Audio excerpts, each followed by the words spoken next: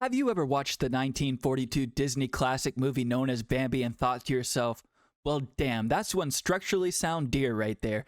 They really got the deer anatomy nailed. Look damn near like the one who just ran out in front of my mom's minivan even. I'm sure you haven't, because you're probably not a psychopath. Well, that's just the kind of anatomy that Walt Disney envisioned for the Bambi squad. This was going to be the biggest animated film since Snow White, which gave them the confidence to create the best Bambi that they could in the first place. And the idea for a Bambi film actually came to Walt during the creation of Snow White in 1936. I'm making the point to compare both of these films because of the deer. The deer in Snow White were much less defined than those found in Bambi. As stated by one of the supervising animators, Eric Larson, the deer in Snow White were comparable to sacks of wheat. His words, not mine. And this is definitely not the look that they wanted for the Bambi deer. So, when bringing the Bambi storybook to life in animation, you better believe Walt Disney wanted to nail every aspect that is a deer, and he didn't let his point be missed when it came to the animators, often reiterating this fact and encouraging absolute perfection, which was nothing short of what was made. Obviously a damn good movie. Now, when I say nail every aspect, I mean nail every aspect. In the original storybook, Bambi was depicted as a roe deer, and being that this species is predominantly native to Europe, Walt wanted to rather depict a deer that would be easier recognized by an American audience, thus choosing a different species for his first pick, the mule deer, which can be found within the western portion of the United States, such as Wyoming and California. However, this idea did not last for long, as Walt was swayed away from choosing the mule deer, and I'll tell you why. Maurice came along and persuaded Walt to choose the white-tailed deer instead for Bambi. Why, you might ask? Because this specific deer is native to Maine, and Maurice was an avid outdoorsman who knew his stuff. And I believe it was because of the mule deer's big ears. I mean, those things are giant. He did not like that aspect for Bambi, so Walt sent him back to Maine with the movie script, and Maurice had to prove just why the white-tailed deer was the right choice. He was to do so through his illustrations and photography based upon the movie script scenes, and taking inspiration from the real wildlife of Maine, and even used the real-life landscape to encapsulate the perfect look and feel of the forest within the film. As you can tell while watching the movie itself, the pastels and watercolors used are spectacular, a thing of beauty, I say. They really set the scene. Now, although this real-life inspiration may have worked for Maurice in persuading Walt and given the foundation to the feel of Bambi overall, there still needed to be more. Specifically, more movement, as Maurice only provided illustrations and photographs, which didn't work to capture movement for these creatures. So, how could this be done? I mean, the idea of traveling into the wilderness wasn't going to work for the whole production crew, as this was just not a feasible option to send them all out there to study wildlife. Instead, they pulled a reverse and brought the wildlife to them, right on over by rail cars to good old Disney Studios in Hollywood. Wildlife would be brought into the studio, and art seminars would be held for illustrators to closely observe the anatomy of said animals. Now here's a deer being closely studied from one of the said seminars. Pretty cool, huh? You better bet your antlers it's pretty cool. Anyways, they even had two deers living right behind the studio in an enclosure where artists could come and observe as they please. The two deers behind the studio were appropriately named Bambi and Feline. Brought right from the state of Maine itself, here's a few photos of Walt Disney himself with said deers. Now, if that isn't some Disney magic, I don't know what is. Now, the funny thing is that these deers who were brought to the studio were actually acting like pets instead.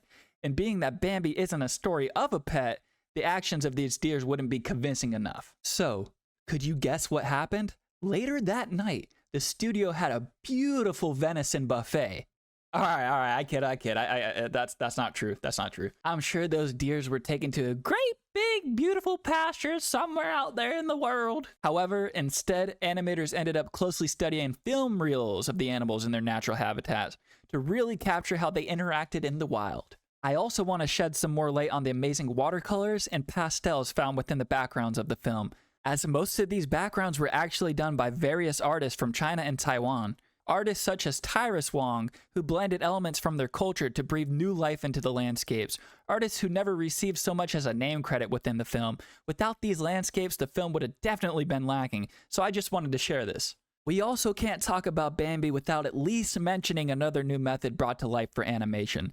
This film sort of pioneered the study of slow motion photography. So, how was this done?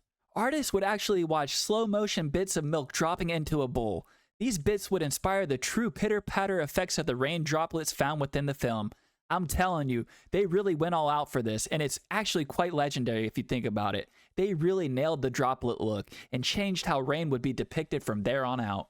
Also, I gotta tie in the way that artists not only had to obviously incorporate the proper look of these anatomically correct animals, they also had to give them human-like characteristics like facial expressions and talking. Because if you think about it, before this, there wasn't many, if any, movies at all out there with talking animated animals.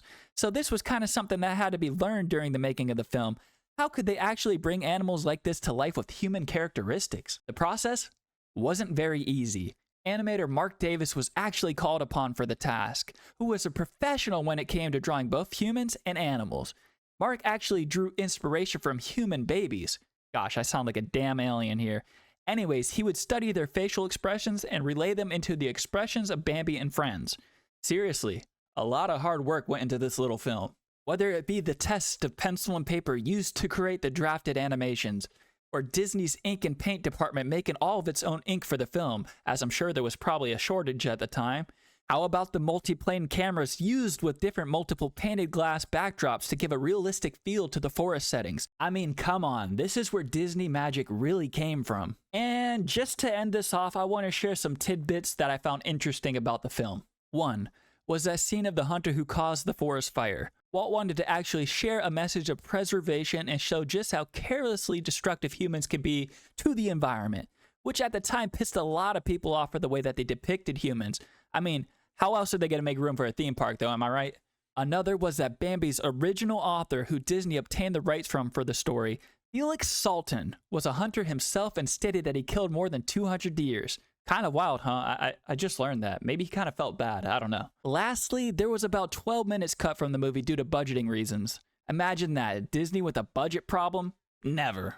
I just gotta give it up to all the hard work that really went into making this film and how it kind of changed the way animation was done. Which isn't new for Disney. They definitely know how to animate, and they have pioneered a lot of aspects of the animation field. Shouts out to all the talented people who put all that time and effort into this movie. Also, shouts out to Thumper. The movie wouldn't have been the same without you there, buddy. Speaking of which, I really need to put some time and effort into working, but it's Sunday. Never mind. Bye-bye.